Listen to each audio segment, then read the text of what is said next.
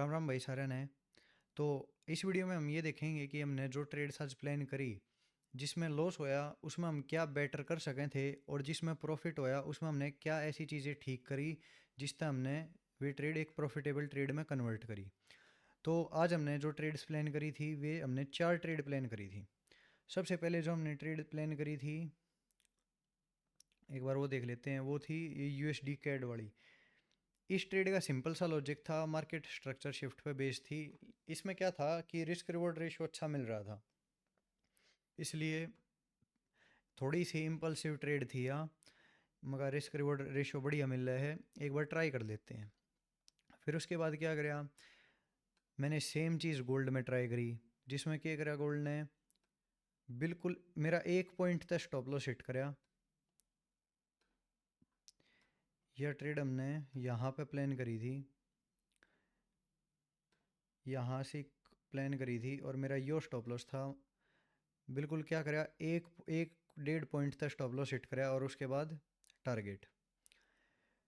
अब हमारी 2 trade losing trade हो गई थी। अब आप जो बिगनर ट्रेडर हो वो क्या करते हो, वो या तो फोमो में आ जाते हो या फिर वो रिवेंज ट्रेडिंग स्टार्ट कर देते हो। रिवेंज ट्रेडिंग का मतलब क्या है कि मान के चलो मेरे पास जो आज अकाउंट था उसमें $50 थे, मैं पर ट्रेड $10 का रिस्क ले रहा था, मेरी 2 ट्रेड गलत हो गई। अब क्या हुआ, मेरे अकाउंट में बस $30 बच गए। अब ये मानिए चलो मेरा अकाउंट लगभग आधा ही हो गया।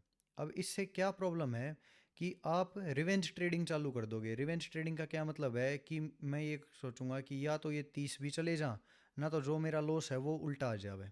ठीक है, यह सोच भाई बहुत गलत है। आपने क्या करना, आप इस ट्रेडिंग फील्ड में हो, आपने यह चीज़ अगले 30 साल 40 साल करनी है। यो एक लॉन्ग गेम है, या कोई क्विक रिच स्कीम ना है कि मैं एक दिन आऊँगा, एक दिन में कोई सा इवेंट होगा जिसमें मैं 2-4 करोड़ रुपये आराम से बना लूँगा। ठीक है, यह चीज़ नहीं होगी भाई, इस चीज़ ने दिमाग में निकाल दियो।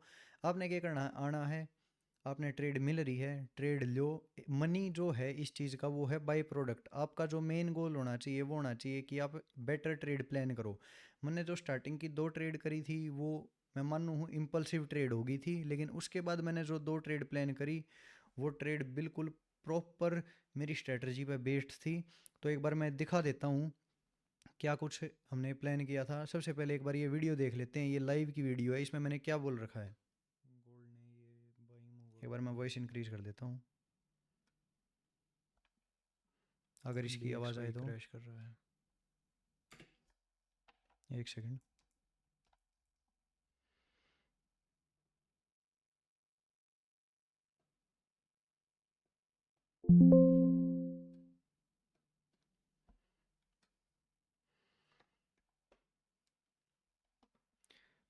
मैं प्लान कर रहा था कि मैं गोल्ड में एक सेलिंग की ट्रेड प्लान करूं, लेकिन है ना, तो देखो गोल्ड यहाँ पे इतना बुलिश है, और मैंने लाइव में क्या बोला कि मैं प्लान कर रहा था कि मैं एक सेलिंग की ट्रेड प्लान करूं। अगर आप में से कोई गोल्ड को इतना बुलिश देखता, एक बार मैं चार्ट पे जाके दिखाता हूँ आपको।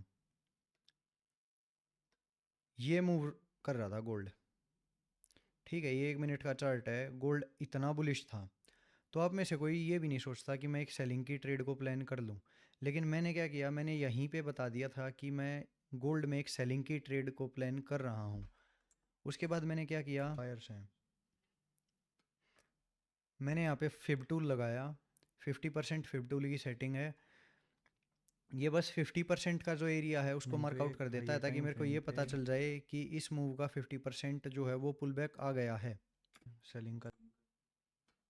अब मैंने यहाँ पे मार्कआउट किया कि ये एक सेलिंग का एरिया हो सकता है। अगर यहाँ से मार्केट कोई भी साइन शो करे तो हम एक सेलिंग की ट्रेड प्लान करेंगे। एग्जैक्ट लेवल देख लो 4969.04। अभी मैं एक बार चार्ट पे जाके दिखा देता हूँ, 4969.04। अब बिल्कुल ये देखो एग्जैक्ट उसी लेवल से सेलिंग आई है, एग्जैक्ट उसी लेवल से। ये लेवल मैंने आधे घंटे पहले बता दिया था, सिंपल सा लॉजिक था इसका। मैंने क्या किया, मैंने सबसे पहले मैं गया 15 मिनट पे, और मैंने ये देखा, मैं इस मूव को एक कंप्लीट मूव मान रहा था। मैंने इसके इंटरनल स्ट्रक्चर को इग्नोर किया और मैंने इस मूव को एक कंप्लीट मूव माना। फिब टू लगाया 50%। तो मार्केट ने क्या किया, इसके 50% को कवर कर लिया। तो अब क्या होगा कि मार्केट यहाँ से एक डाउन का मूव शो कर सकता है। तो ये तो हमें पता चलेगा कि डाउन का मूव आ सकता है। ये कैसे पता चला, मैंने एग्जैक्ट लेवल कैसे मार्क किया? तो मैं गया आर्ली कैंडल पे,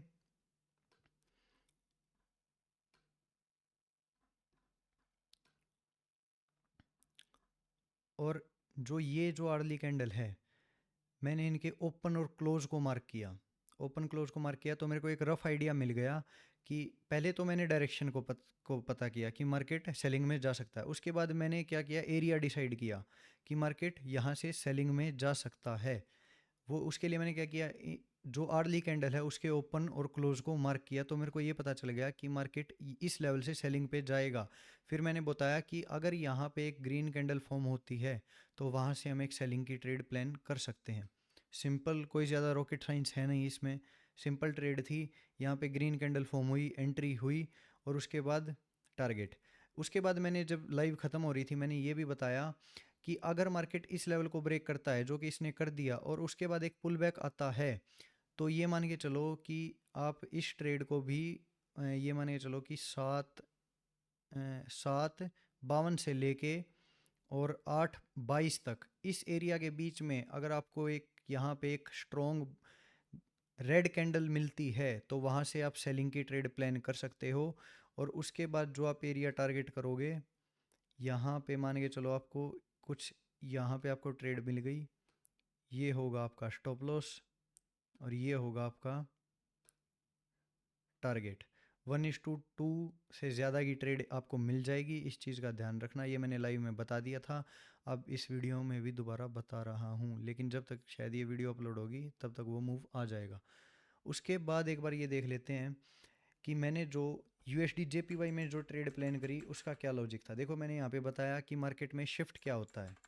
तो अगर आप लाइव मिस कर रहे हो तो आप काफ़ी ज़्यादा एजुकेशनल कंटेंट मिस कर रहे हो, क्योंकि ये जो वीडियोस हैं ये प्रॉपर आपको मेरी गलती, आपकी गलती, जो भी हम ट्रेड्स लेते टाइम गलती करते हैं उनको हाईलाइट करेगी और ये मदद करेगी कि हम उनको ठीक कर पाएँ। फिर उसके बाद यहाँ पे मैं USD JPY अगर में यहाँ एक पे भी बाइंग एक की ट्रेड शिफ्ट प्लान आता कर है रहा था। तो यहाँ पे भी आगे आप एक बाइंग की ट्रेड वगैरह मैंने यहीं पे बता दिया कि अगर मार्केट इस लेवल को क्रॉस करता है, उसके बाद एक पुल बैक आता है, तो हम एक बाइंग की ट्रेड प्लान कर सकते हैं प्लान कर सकते हो। इस शिफ्ट में। लेकिन ये शिफ्ट आना ज़रूरी है, इसमें वॉल्यूम होनी चाहिए वगैरह। अभी कोई जिस ट्रेड को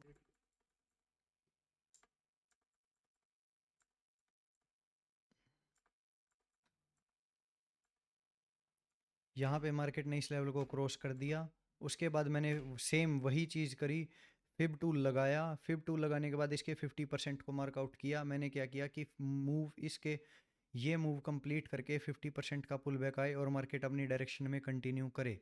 सिंपल, कोई ज़्यादा रॉकेट साइंस नहीं है इसमें भी। अब उसके बाद क्या हुआ, उसके बाद मैंने यहाँ पे बता दिया था कि इस पुल बैक का वेट करना, यहाँ पे जैसे ही एक ग्रीन कैंडल फॉर्म हो उसके बाद एक बाइंग की ट्रेड प्लान करेंगे।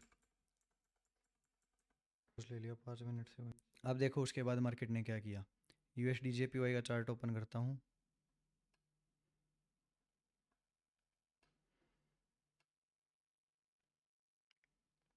अगर मैं इस टूल को हटाऊँ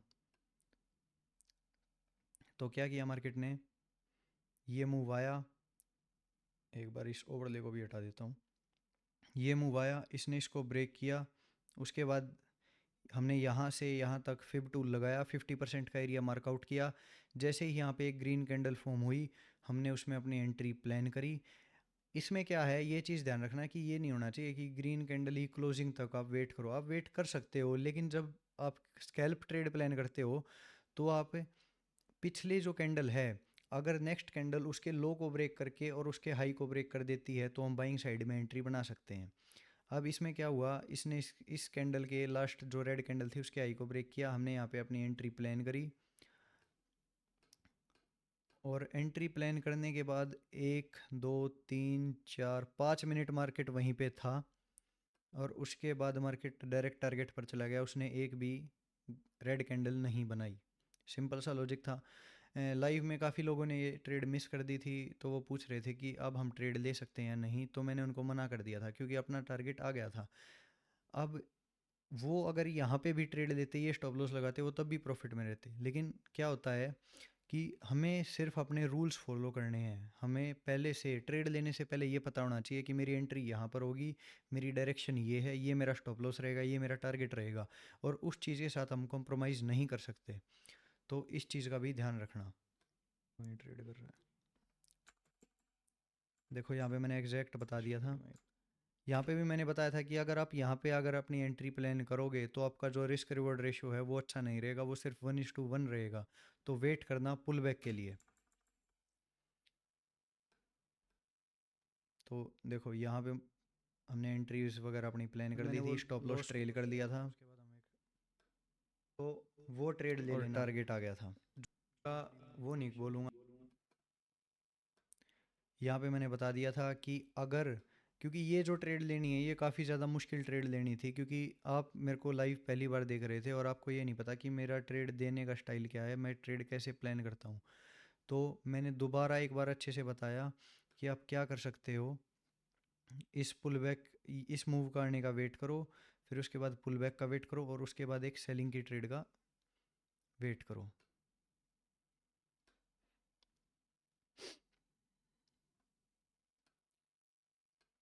अब देखो,